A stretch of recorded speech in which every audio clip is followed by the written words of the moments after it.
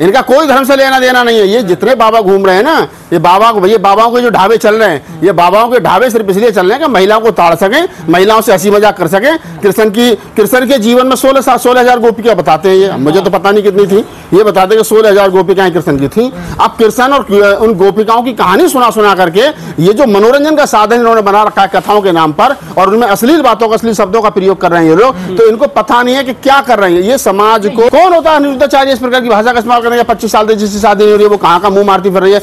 भाई 25 साल अगर आप बच्चे को पढ़ाओगे तो 17 साल में 12वीं होती है, 20 साल में ग्रेजुएशन होती है, 22-23 साल में क्या नाम है मास्टर होती है। उसके बाद में फिर आप पीएचडी कराओगे, एमफिल कराओगे, कुछ कराओगे, तो उसके में 2-4-5 साल लगे। बच्चों को पढ़ते पढ़ते 27-28 साल की लड़कियां हो जाती हैं, तब कहीं जाकर वो कामयाब होती हैं। अनपढ़ गवार कुपड़ लोगों को, उनको पता ही नहीं है शिक्षा का महत्व क्या है। कथा बात करके ढोलक पर नाचने वाले ये लोग ये बताएंगे कि कौन सी 25 साल की लड़की हो गई तो वो चरित्रहीन हो गई है। इस देश के अंदर धर्म के नाम पर 9-9, 10-10 साल की बच्चियों को देवदासी प्रथा के तहत मंदिरों में रख करके उनका शोषण अत्याचार किया गया हो, ऐसे साधु और महात्माओं से और क्या उम्मीद करोगे आप? बड़ी सभ्य है, कभी उसके सर से दुपट्टा तक नहीं हटता है। उसके बावजूद उस महिला के बारे में इस प्रकार के शब्दों का प्रयोग किया जा रहा है, और उसकी पार्टी जो वो तमाशा देख रही है। इनकी जो सोच है वो सोच मनुस्मृति से डेवलप होती है। ये लोग भारतीय संविधान में विश्वास नहीं करते हैं। इनकी जो महिला विरोधी सोच है वो सोच यही दर्शाती है, यही दिखाती है कि कहीं ना कहीं आज भी वो महिला को एक मतलब भोग की चीज समझते हैं। देखिए, दो चीज समझ लीजिए।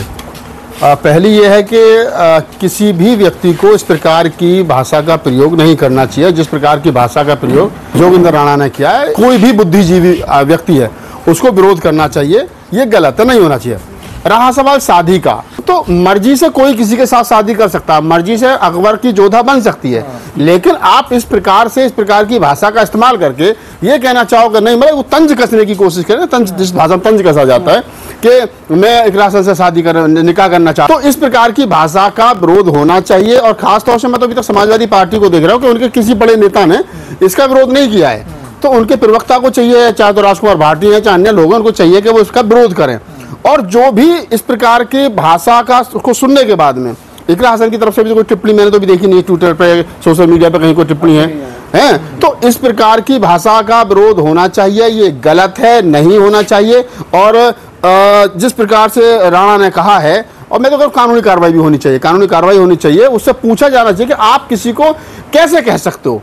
नहीं, वो सुंदर होना, कुंवारा होना, नहीं सुंदर होना, आदमी जहाँ जिसका मन करेगा लड़की वहाँ शादी करेगी, आपके कहने से थोड़ी करिए आप सुंदर है, कुंवारे हैं, जैसे भी जो भी हैं। तो ये राणा की भी गलत बात है, नहीं बोलना चाहिए। और इकरा हसन और उनकी पार्टी की भी ये गलत बात है कि इस प्रकार की अगर किसी बहन बेटी के ऊपर, और 20 लाख वोटर लगभग एक सांसद को चुनते हैं, तो 20 लाख लोगों की प्रतिनिधित्व जो महिला कर रही है, जो विदेश से पढ़कर रही है, बड़ी सभ्य है, कभी उसके सर से दुपट्टा तक नहीं हटता है, उसके बावजूद उस महिला के बारे में इस प्रकार के शब्दों का प्रयोग किया जा रहा है, और उसकी पार्टी जो वो तमाशा देख रही है, ये भी विचार। क्या लगता है ये किस प्रकार की सोच के लोग हैं? एक महिला सांसद को भी जो इस तरह, देखिए ये इनकी जो सोच आती है ऐसे लोगों की, अकेले राणा की नहीं, अन्य तमाम लोगों की, इनकी जो सोच है वो सोच मनुस्मृति से डेवलप होती है। ये लोग भारतीय संविधान में विश्वास नहीं करते हैं। इनकी जो महिला विरोधी सोच है वो सोच यही दर्शाती है, यही दिखाती है कि कहीं ना कहीं आज भी वो महिला को एक मतलब भोग की चीज समझते हैं। उनको ये पता नहीं है कि महिला का अपना जीवन है, उसका एक उसकी सोच है, उसका वो अपने सोच के आधार पर अपने जीवन को आगे बढ़ाएगी।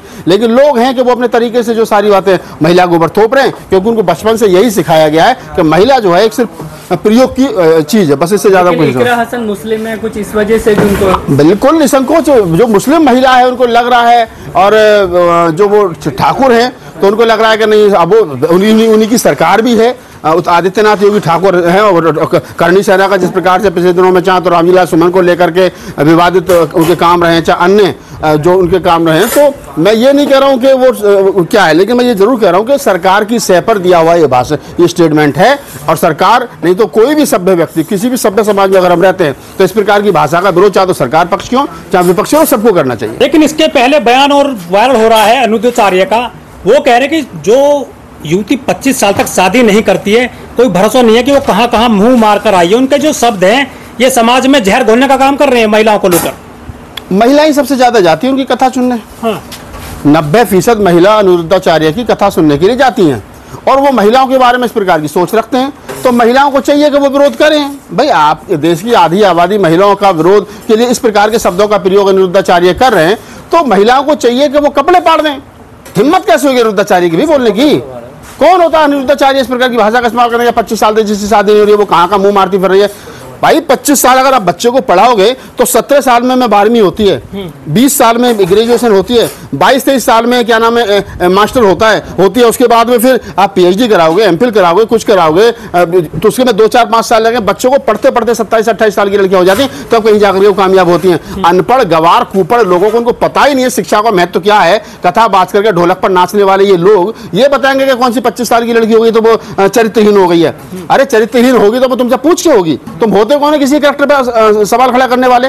कह रहे जवानी में आ जाती है 25 नहीं 25, अरे जवान तो आजकल भाई 13-14 साल की बेटी जवान हो जाती है। मैं भी बेटी वाला हूँ। 14 साल की 15 साल की 16 साल की बेटी जिसको मासिक धर्म हो रहा है, जिसको पीरियड हो रहा है, वो जवान है। लेकिन बाबा ज्ञान कहाँ से? नहीं, वो उन्हीं के धर्म शास्त्रों से आ रहा है ना, वो उन्हीं के धर्म शास्त्रों से आ रहा है। जिस देश के अंदर धर्म के नाम पर 9-9, 10-10 साल की बच्चियों को देवदासी प्रथा के तहत मंदिरों में रख करके उनका शोषण अत्याचार किया गया हो, ऐसे साधु और महात्माओं से और क्या उम्मीद करोगे आप? आपके पहले गुरु धीरेन्द्र शास्त्री कह रहे हैं कि जिसकी मांग में सिंदूर नहीं है प्लॉट खाली है। हाँ, तो उनको लगता है कि मांग में सिंदूर नहीं है, प्लॉट खाली है। भाई किसी की कोई महिला विधवा हो गई, वो नहीं लगा सकती सिंदूर हिंदू धर्म के अनुसार, तो क्या मतलब आप उसका मजाक बना रहे हो? वो विधवा महिला का मजाक बना रहे हो जो श्रृंगार नहीं करती है। और ये बाबा महिलाओं पे ध्यान रखते हैं, कौन सा प्लॉट खाली है, कौन सी 25 साल की है, यही काम है क्या बाबा होगा? बाबा 80% बाबा बने ही इस चक्कर में, महिलाओं को ताड़ने के चक्कर में। इनका कोई धर्म से लेना देना नहीं है। ये जितने बाबा घूम रहे हैं ना, ये बाबाओं के जो ढाबे चल रहे हैं, ये बाबाओं के ढाबे सिर्फ इसलिए चल रहे हैं कि महिलाओं को ताड़ सकें, महिलाओं से हंसी मजाक कर सकें।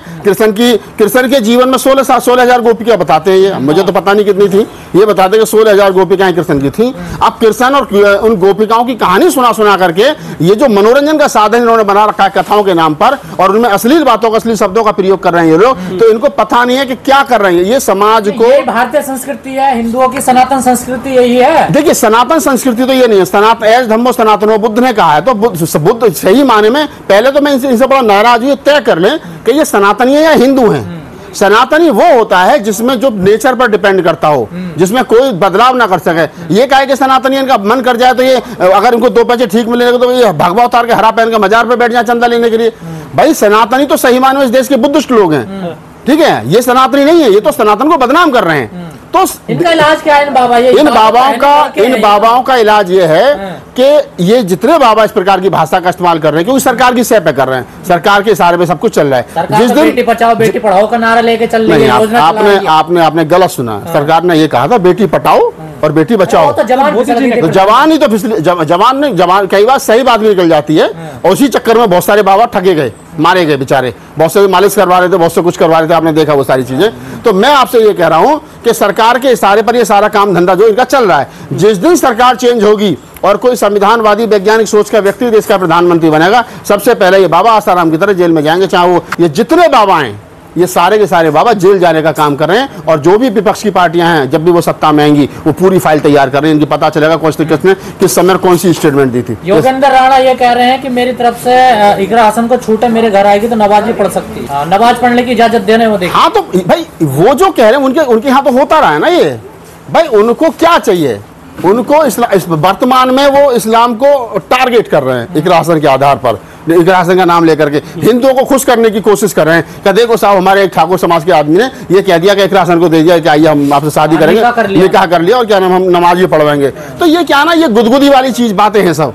इनके कोई हाथ पैर नहीं है, लेकिन हाँ निसंकोच रूप से ऐसे लोगों पर कानूनी कार्रवाई होनी चाहिए। ये समाज के लिए घातक है, लोकतंत्र के लिए घातक है, जमहूरियत के लिए घातक है। जो प्रगतिशील महिलाएं हैं वो कहाँ हैं आजकल, जो फिलिस्तीन के लिए दूसरे देशों के लिए आंदोलन करती है, अब क्यों नहीं आ रही है इन मुद्दे? हाँ, तो वो उन्हीं का तो बाबा है, उससे कोई दिक्कत नहीं है। मैंने क्या कहा, देखिए आज की तारीख में कावड़ का उत्सव चल रहा है। कावड़ वाले रोड पर पूरा तांडव मचा रहे हैं। जिनको वो पीट रहे हैं वो पिटने वाले हिंदू, जिस महिला के बाल खींचे गए वो हिंदू, जिस स्कूल बस पर उन्होंने तोड़फोड़ की उस बस में बच्चे हिंदू, वो बस हिंदू की। हिंदू आस्था के नाम पर, कावड़ की आस्था के नाम पर हिंदू को पीट रहा है और सरकार पिटवा रही है, कोई कुछ नहीं बोल रहा है। अपने वाला कुछ भी कर ले, कोई दिक्कत नहीं। मुसलमान अगर कुछ करेगा तो कानूनी कार्रवाई होगी, बिल्डोजर चलेगा। लेकिन नागपाल जी, जब यादव कथावाचक को गलत बात बोल देते हैं कि धर्म छिपा लिया, जाति छिपा ली, तो उनके बाल कतर दिए जाते हैं और मुत्तन कर दिया जाता है, मुंडन कर दिया जाता है उनका। लेकिन ऐसे बाबाओं पे कोई उंगली क्यों नहीं उठा रहा है?